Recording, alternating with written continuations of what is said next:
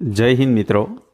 તો મિત્રો, આજે આપણે આ વિડીયોમાં ગુજરાતની ભૂગોળના કેટલાક ઇમ્પોર્ટન્ટ પ્રશ્ન જોશું, જે અત્યારે આપણે જે કરંટમાં જે સિલેબસ પ્રમાણે જે આવે છે અને જે પેટર્ન ચાલે છે એના આધારિત પ્રશ્નો છે. તો એને આપણે સોલ્વ કરવાની કોશિશ કરશું અને આ રેગ્યુલર તમે ટેસ્ટ સિરીઝ જોતા રહીશો તો તમને ક્યાંક ને ક્યાંક એક્ઝામમાં હેલ્પફુલ થશે. તો આપણે વધારે સમય ન લેતા સૌથી પહેલો પ્રશ્ન જોઈએ. ગુજરાતના સ્થાન અને વિસ્તાર સંબંધિત નીચેના વિધાનો ચકાસો.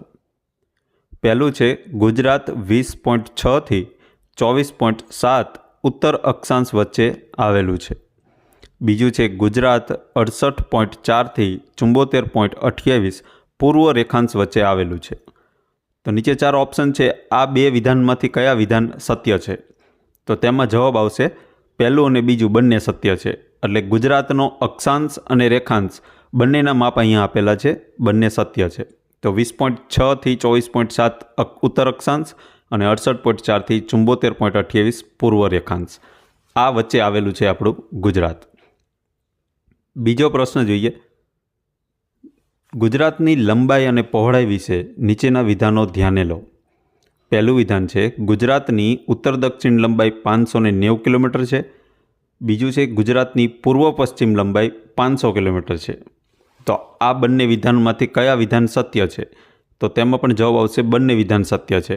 એટલે ઉત્તરથી દક્ષિણની લંબાઈ 590 કિલોમીટર, પૂર્વથી પશ્ચિમની લંબાઈ છે 500 કિલોમીટર. આ એકદમ બેઝિક પ્રશ્નો છે જે આપણે ટેસ્ટ સિરીઝની આપણે શરૂઆત કરી છે.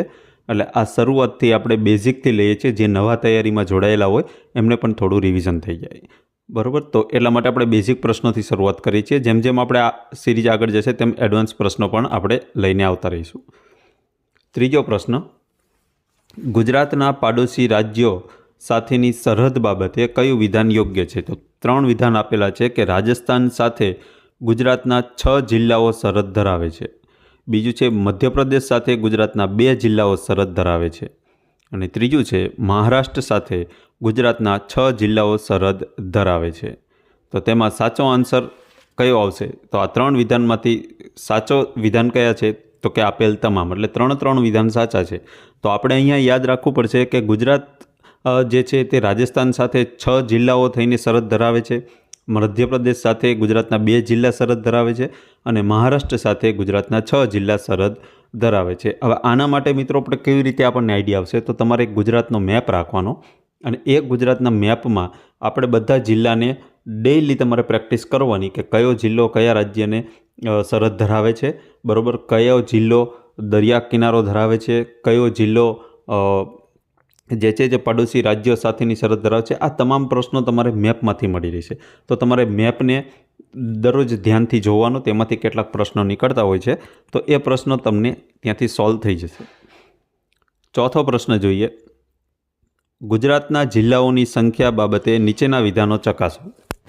તો પહેલું વિધાન છે, ગુજરાતની સ્થાપના સમયે કુલ 17 જિલ્લાઓ હતા. બીજું વિધાન છે, હાલમાં ગુજરાતમાં કુલ 33 જિલ્લાઓ અસ્તિત્વમાં છે. તો આમાંથી સાચો જવાબ કયો આવશે? તો તેમાં આવશે બંને વિધાન સાચા છે. એટલે કે જ્યારે ગુજરાતની સ્થાપના થઈ 1 મે 1960ના રોજ, ત્યારે અસ્તિત્વમાં જિલ્લાઓ હતા 17 અને હાલમાં અત્યારે 33 જિલ્લાઓ છે. પાંચમો પ્રશ્ન જોઈએ. ગુજરાત શબ્દના ઐતિહાસિક ઉલ્લેખ સંદર્ભે નીચેના વિધાનો જુઓ. તો પહેલું વિધાન છે, ઈસવીસન 1030માં લખાયેલા અલ બરૂનીના પુસ્તક તારીખે હિન્દમાં ગુજરાત શબ્દનો ઉલ્લેખ જોવા મળે છે. બીજું છે કે આ પુસ્તક મોહમ્મદ ગઝનવીના આક્રમણ સમયગાળા સાથે સંકળાયેલું છે. તો આ બંને વિધાનોમાંથી કયા વિધાન સત્ય છે? તો તેમાં જ આવશે બંને વિધાન સત્ય છે. તો આપણે મિત્રો 2 ફેક્ટ્સ અહીંથી આપણને મળે છે કે જ્યારે ગુજરાત જે શબ્દનો ઉલ્લેખ જે છે આપણને તારીખે હિન્દમાં જોવા મળે છે, જેના લેખક છે અલ બરૂની અને ઈસવીસન 1030માં આ ગ્રંથ લખાયેલો છે. બીજું છે કે આ પુસ્તક મોહમ્મદ ગઝનવીએ જ્યારે આક્રમણ કર્યું એ આક્રમણના સમયગાળા સાથે સંકળાયેલું છે. બરાબર. તો આ 2 ફેક્ટ્સ જે છે એ આપણે માટે ઇમ્પોર્ટન્ટ છે, એ પણ આપણે ધ્યાનમાં રાખવાના રહેશે. આમાંથી પણ કોઈ પણ એક પ્રશ્ન પૂછાઈ શકે. છઠ્ઠો પ્રશ્ન જોઈએ. ગુજરાતના પ્રાદેશિક નામો અંગે વિધાનો ચકાસો. પહેલું છે, કાઠિયાવાડ શબ્દ મરાઠા સત્તાના સમયમાં પ્રચલિત થયો હતો.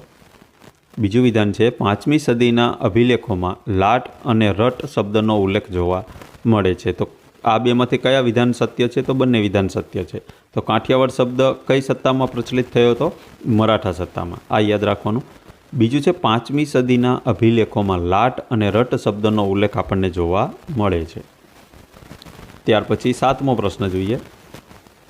આંતરરાજ્ય સરહદ ધરાવતા જિલ્લાઓ વિશે કયું જોડકું સાચું છે?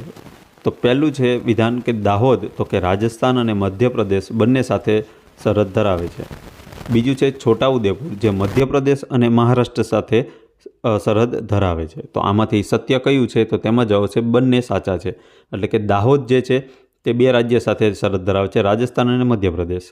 છોટાઉદેપુર છે તો મધ્યપ્રદેશ અને મહારાષ્ટ્ર આ બંને સાથે સરહદ ધરાવે છે. હવે મિત્રો આમાંથી કોમન કયું છે? તો કે છોટાઉદેપુર જે છે તે છોટાઉદેપુર મધ્યપ્રદેશ સાથે સરહદ ધરાવે છે, બરાબર. એ સિવાય છોટાઉદેપુર રાજસ્થાન સાથે સરહદ નથી ધરાવતી પણ મહારાષ્ટ્ર સાથે સરહદ ધરાવે છે. ઇનફેક્ટ એનો મતલબ એવો થાય કે છોટાઉદેપુર જે છે એ મધ્યપ્રદેશ અને મહારાષ્ટ્ર, બરાબર, એવી રીતે 2 નીચેની સાઈડ આવશે એટલે 2 સાથે, અને દાહોદ જે છે તે રાજસ્થાન અને મધ્યપ્રદેશ. એટલે દાહોદ અને છોટાઉદેપુર બંને જિલ્લા એવા છે, બરાબર, કે જે મધ્યપ્રદેશ સાથે સરહદ ધરાવે છે. પણ દાહોદ મહારાષ્ટ્ર સાથે નથી ધરાવતું અને છોટાઉદેપુર રાજસ્થાન સાથે નથી ધરાવતું, બરાબર. તો આવી રીતે તમે ધ્યાનથી પ્રશ્ન જોશો, શાંતિથી વિચારશો એટલે તમને તરત આઈડિયા આવી જશે ને યાદ પણ રહી જશે. ગોખવાનું નથી મિત્રો. ત્યાર પછી 8મો પ્રશ્ન જોઈએ કે ભારતમાં ગુજરાતના સ્થાન વિશે આ વિડીયોમાં આપણે જણાવ્યા મુજબ નીચેના વિધાનો જુઓ. તો પહેલું છે કે વિસ્તારની દ્રષ્ટિએ ગુજરાત હાલમાં ભારતમાં 5મું સ્થાન ધરાવે છે. બીજું છે કે વસ્તીની દ્રષ્ટિએ ગુજરાતનું સ્થાન બીજું છે. તો મિત્રો આમાં સાચો જવાબ આવશે માત્ર પહેલું સાચું છે, એટલે કે વિસ્તારની દ્રષ્ટિએ ગુજરાત હાલમાં 5મું સ્થાન ધરાવે છે અને વસ્તીની દ્રષ્ટિએ ગુજરાત 3જું સ્થાન ધરાવતું નથી. આ વિધાન ખોટું છે, એટલે પહેલું વિધાન જે છે એ માત્ર સાચું આવશે. ત્યાર પછી 9મો પ્રશ્ન જોઈએ. નવનિર્મિત જિલ્લાઓ બાબતે નીચેના વિધાનો ચકાસો. તો કે ગુજરાતમાં પાછળથી બનેલા નવનિર્મિત જિલ્લાઓની સંખ્યા 16 છે. બીજું છે મૂળ 17 જિલ્લા અને 16 નવા જિલ્લા મળીને કુલ 33 જિલ્લા થાય છે. તો આ બંનેમાંથી સાચા વિધાન કયા છે? તો આમાં બંને વિધાન સાચા છે. આપણે આગળ પ્રશ્ન જોયો કે જ્યારે ગુજરાતની સ્થાપના થઈ ત્યારે અસ્તિત્વમાં કેટલા જિલ્લા હતા? 17 જિલ્લા હતા અને પાછળથી નવા 16 જિલ્લા બન્યા, એટલે ટોટલ અત્યારે 33 જિલ્લા છે. આગળ પ્રશ્ન જોયો તો એ પ્રશ્ન ઉપરથી આપણને આ પ્રશ્ન પણ સોલ્વ થઈ જાય.